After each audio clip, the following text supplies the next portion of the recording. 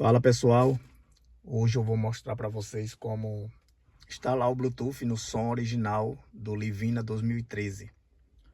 É um som, ele não tem entrada USB, só AM, FM, CD ou auxiliar.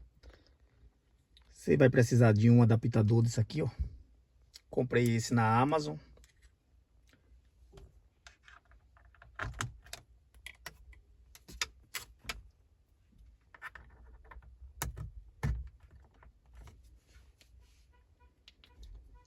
Muito simples, vamos lá.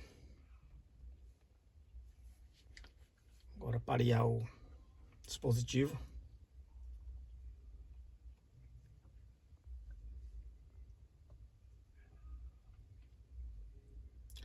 Conectado.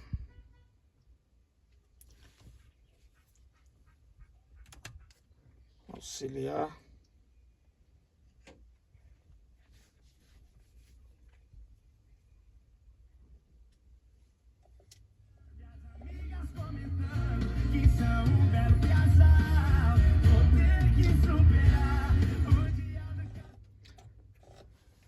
Prontinho, galera. É isso aí. Valeu. Deixa seu like. Forte abraço. Até o próximo.